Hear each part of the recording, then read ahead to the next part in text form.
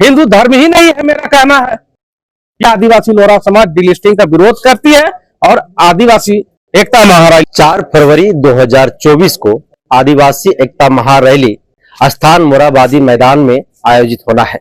आदिवासी एकता महारैली को समर्थन देने के लिए आदिवासी लोहरा समाज के द्वारा आज प्रेस क्लब में एक प्रेस वार्ता का आयोजन किया गया। हमारे साथ प्रदेश अध्यक्ष हैं, महासचिव हैं। समझते हैं कि आदिवासी एकता महारैली को आज जो समर्थन देने का जो निर्णय लिया गया, आज प्रेस वार्ता रखा गया है, इसका क्या जो है मुख्य उद्देश्य है। सबसे पहले जोहार रहेगा और आदिवासी एकता महारैली का क्या उद्देश्य है और आज आप लोगों ने समर्थन लेने का जो निर्णय लिया है, इसके पीछे का राज क्या है। देखिए, आदिवासी एकता महारैली का मुख्य उद्देश्य है कि जितने भी हम लोग आदिवासी हैं, झारखंड प्रदेश में मान्यता प्राप्त 32 अनुसूचित जनजाति है, पूरे भारत में हम लोग आदिवासी हैं। सबसे पहले हम लोग चाहते हैं कि आदिवासियत बरकरार रहे, हम लोग आपस में टूट नहीं चाहते हैं, मुख्य एजेंडा यही है। लेकिन यहाँ पे देख रहे हैं कि डिलिस्टिंग के नाम पे हमारे साथी जो कि खुद वो हिंदू वर्ग में चले गए हैं, हिंदू समुदाय में चले गए हैं या हिंदू धर्म को मानते हैं, हिंदू धर्म ही नहीं है, मेरा कहना है। ये तो पंथ है, तो पंथ से अगर एक कोई व्यक्ति एक पंथ से दूसरे पंथ में चला जाता है तो क्या उसको डिलिस्टिंग किया जाएगा, उसको आरक्षण से दूर किया जाएगा, उनका मौलिक अधिकारों का हनन किया जाएगा। भारत का संविधान का अनुच्छेद 15 भी कहता है कि जाति और लिंग और धर्म और स्थानता के आधार पर आप किसी का मौलिक अधिकार का हनन नहीं कर सकते हैं। तो जब नहीं कर सकते हैं तो ये गलत सरासर है। इसलिए आदिवासी लोहरा समाज डिलिस्टिंग का विरोध करती है और आदिवासी एकता महारैली का समर्थन। तो आप लोग कह रहे हैं कि आदिवासी एकता महारैली डिलिस्टिंग के खिलाफ में है, वहीं जिन विभिन्न संगठनों के द्वारा यह कार्यक्रम होने जा रहा है उनका जो नेतृत्व कर रहे हैं, खास करके बंधु तिर्की इस बात को कहते हैं कि आदिवासी एकता महारैली का डिलिस्टिंग से दूर दूर तक कोई लेना देना नहीं, कोई वास्ता नहीं है। और आप लोग उसी कार्यक्रम को जो है, उसी रैली को जो है कहीं ना कहीं समर्थन देने इस प्रेस वार्ता का आयोजन किए, तो फिर आप लोग खुद गुमराह हो रहे हैं या फिर लोगों को गुमराह करने का काम कर रहे हैं। देखिए, हम लोग बिल्कुल गुमराह नहीं है। हम लोग चाह रहे हैं कि भाई हम लोग को धर्म कोड दे दिया जाए तो हम लोग का सारा मामला समाप्त हो जाएगा। हम तो भारत सरकार से कहते हैं कि धर्म कोड दीजिए ना भाई। जब पूरे भारतवर्ष का आदिवासी हिंदू नहीं है तो हमको एक अलग धर्म कोड दे दिया जाए, जिस तरह जैन को दिया गया है, बौद्धिस्ट को दिया गया है या आपका इस्लाम को दिया गया है। हमारा धर्म कोड ही हमको दे दिया जाए ना। आप हमको धर्म कोड भी नहीं दे रहे, आपस में लड़ा भी रहे हैं। तो आप लोग अपने से तो सबसे पहले समझौता कर लीजिए, क्योंकि आपस में आप लोगों का 3 गुट है। एक गुट कह रहा है कि हमको आदिवासी धर्म कोड दे दो, ये कह रहा है हमको सरना धर्म कोड दे दो, ये कह रहा है हमको आदिवासी धर्म कॉलम। आप लोगों को चाहिए क्या, प्राथमिकता क्या है और जो आधार आप लोगों का है वो किसमें मजबूत है, पहले आपस में तो सुलझा लीजिए, तब तो आप कोड की मांग करिएगा। अन्यथा तो आप देश के 13 करोड़ जो आदिवासी समुदाय है उसके माध्यम से देशवासियों कहीं ना कहीं आप लोग जो है संस्कार में रखने का काम कर रहे हैं। देखिए, धर्म कोड के मामला को लेकर हम लोग पूरे भारतवर्ष में हम लोग एक राय बनाना चाह रहे हैं और इस विषय में हम लोग का लगातार बैठक होता है, अंतर्राष्ट्रीय लेवल पे भी हो रहा है। दिल्ली में फिलहाल बैठक हुआ था। तो हम लोग चाहते हैं पूरे भारत के आदिवासी के हम लोग को धर्म कोड मिले। ठीक है, लंबी लड़ाई है, बड़ा योजना है, थोड़ा समय लगेगा, लेकिन हमको तो धर्म कोड चाहिए। अगर सरकार हमको धर्म कोड देगी तो डिलिस्टिंग का मुद्दा, हिंदू का मुद्दा, आदिवासी का मुद्दा समाप्त हो जाएगा। तो प्रीतम सैन जी, कम से कम सरकार को बताइएगा ना कि कौन सा कोड चाहिए, आदिवासी धर्म कोड चाहिए, सरना धर्म कोड चाहिए, कोलम चाहिए, क्या चाहिए?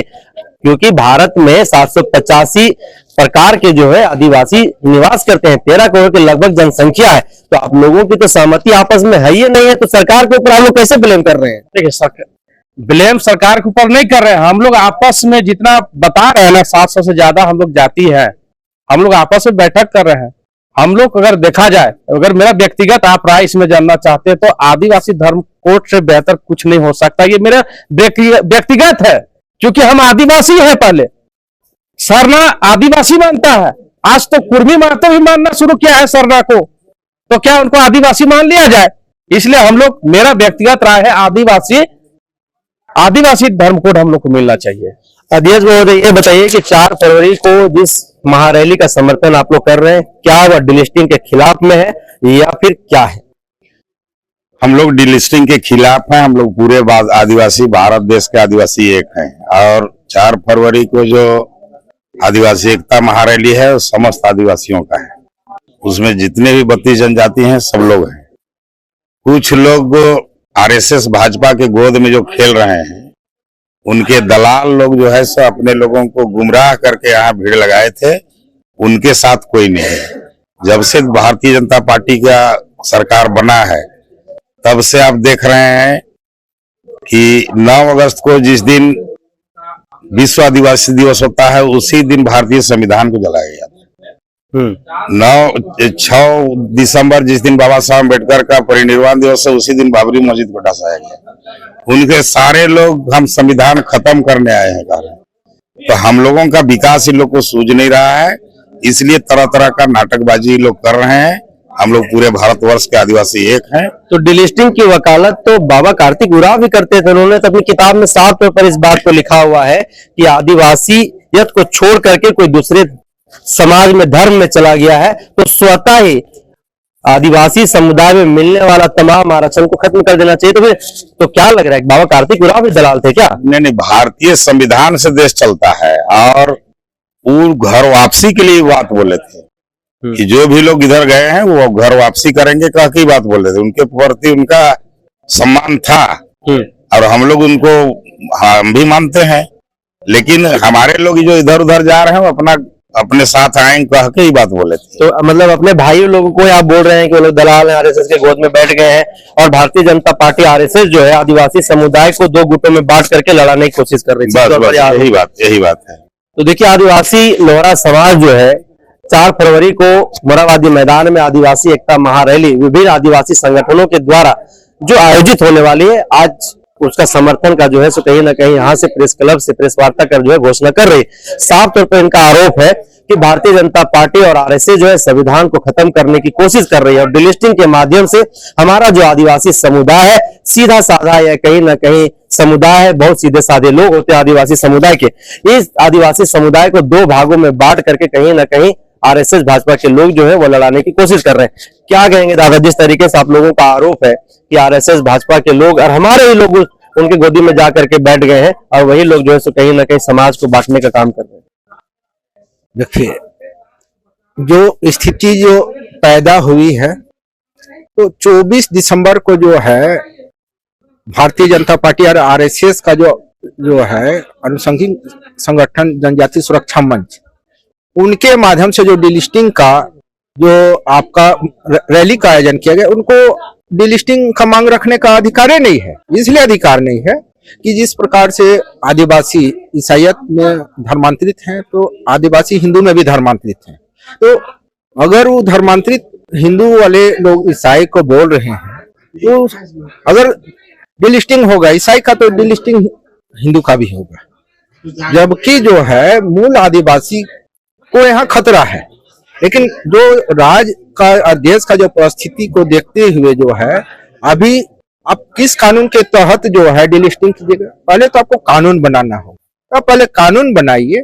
कानून तो बनाते नहीं है, आपका 10 साल से भारतीय जनता पार्टी का केंद्र में सरकार है और कानून बनाए नहीं है, आपस में समाज को तोड़ने का काम कर रहे हैं, जो कि मूल आदिवासी जो है इसको गिद्ध नजर से देख रहे हैं। हम लोग अध्ययन कर रहे हैं, ये जो भी हो रहा है गलत हो रहा है और डिलिस्टिंग करना है तो पहले तो डिलिस्टिंग में साफ तौर पर भारतीय जनता पार्टी केंद्र में शासित सरकार है वो एकदम सीधे तौर पर कह रही डिलिस्टिंग जो आदिवासी समुदाय को छोड़ करके दूसरे धर्म में चला गया, खास करके जो ईसाई है उनको टारगेट किया जा रहा है और इसी को लेकर के कहीं ना कहीं जनजातीय सम्मेलन भी 11 फरवरी को हो रहा है, ये आपको पता होगा।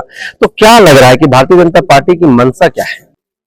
देखिए, भारतीय जनता पार्टी का जो मंशा है वोट बैंक, और इतिहास गवाह है कि भारतीय जनता पार्टी जो है शहरी क्षेत्रों में इनकी सीट की संख्या नहीं बढ़ी थी। वो जो है आदिवासी इलाकों में ही जाकर के राजनीति की शुरुआत की, वो छत्तीसगढ़ हो, मध्य प्रदेश हो, गुजरात हो या झारखंड में हो।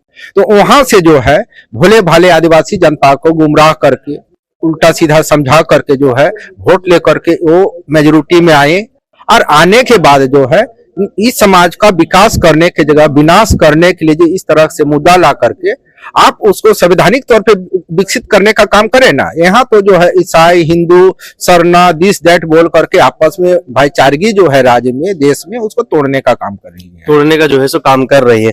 तो दूसरा सवाल ये निकल करके आता है कि एक तरफ आप लोग कह रहे हैं कि ये डिलिस्टिंग का खिलाफ है, वहीं बंधु तिर्की इस बात को कह रहे हैं, साफ तौर पर मीडिया में उन्होंने एक बात को कहा है कि ये डिलिस्टिंग से इसका कोई लेना देना नहीं। तो क्या बंधु तिर्की और विभिन्न आदिवासी संगठन जो 4 तारीख को कार्यक्रम कर रहे हैं, क्या आप लोगों के आपस में समन्वय नहीं है, या फिर आप लोगों को सीधे तौर पर गुमराह कर रहे हैं, लोगों को अंधकार में रखने का काम कर रहे हैं, क्या है? देखिए है क्या ना, जो परिस्थितियां पैदा हुई डिलिस्टिंग के नाम से, और वो जो है समाज में खलबली पैदा करके अस्थिर करने का काम किया गया। तो ये जो रैली है, ये रैली आदिवासी एकता महारैली है।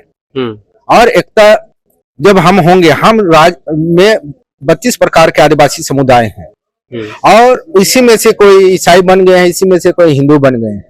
हिंदू और ईसाई वाले तो आपस में लड़ रहे हैं, लेकिन बदनाम कौन हो रहा? आदिवासी। हक अधिकार किसका लुटाया जा रहा है? मूल आदिवासी का। तो ये जब तक कानून नहीं बनाइएगा, आप हमको संरक्षण दे नहीं सकते हैं। तो पहले आप कानून बनाइए, आप कानून बना करके जो है आप मामला को खत्म कीजिए। ये राजनीतिक मुद्दा बना करके चुनावी वर्ष है, कोई हिंदू वाला बोलेगा, कोई ईसाई वाला बोलेगा, और वोट बैंक का राजनीति। तो अभय जी, आप ही के लोग हैं जो भारतीय जनता पार्टी में सीनियर जो है सो लीडर है, मंत्री है, सांसद है, विधायक है, अब वो भी इस बात की वकालत कर रहे हैं कि सरना सनातन भाई भाई धर्मांतरित हिंदू आदिवासी है ना। तो जिस प्रकार से धर्मांतरित ईसाई आदिवासी हो गए, तो हिंदू आदिवासी हैं। तो सब कोई अपना जो है पहचान और अपना रुतबा दिखाने के लिए जो है इस तरह से अनगढ़ बयानबाजी करते हैं, जबकि मूल जो है, मूल आदिवासी आज भी प्राकृतिक पूजक है, अपना जो रूढ़िवादी प्रथा में चलता है। अब क्या मतलब बाबूलाल मरांडी जी जो है, कोई भी कार्यक्रम जो है पाहन को बुलवा के तो कराते नहीं है, वो तो पंडित से बुला के करवाते हैं। तो वो जगह वैसे लोगों के द्वारा इस तरह से बयानबाजी करना और समाज में क्या लगता है कि बाबूलाल मरांडी, अर्जुन मुंडा, समरी उरांव जैसे भारतीय जनता पार्टी में जो दिग्गज नेता है, उन लोगों का सबसे पहले डिलिस्टिंग होना चाहिए? एकदम होना चाहिए। और जब डिलिस्टिंग का कानून आएगा, ये ना सोचे कि ईसाई भर का ही डिलिस्टिंग होगा तो आदिवासी से ईसाई बने हुए और आदिवासी से हिंदू बने, बौद्ध, जैन जितना बने सबका डिलिस्टिंग होगा। और जब वो समय आएगा, इसके लिए भी हम लोग आंदोलन का रूपरेखा तैयार करें। तो सीधे तौर पर यह बात एकदम कहना है आदिवासी लोहरा समाज का कि 4 फरवरी 2024 को मोरहाबादी मैदान से आदिवासी एकता महारैली के माध्यम से हुंकार भरने का जो है काम आदिवासी समुदाय करेगी, और डिलिस्टिंग के खिलाफ जो है सो खुल करके हल्ला बोल होगा, और हो सकता है कि 24 में केंद्र से तख्ता पलट भी आदिवासी समुदाय करने का काम करेगी। तो लगातार ऐसे अन्य खबरों के लिए आप बने रहिए द जनसभा के साथ। जोहार।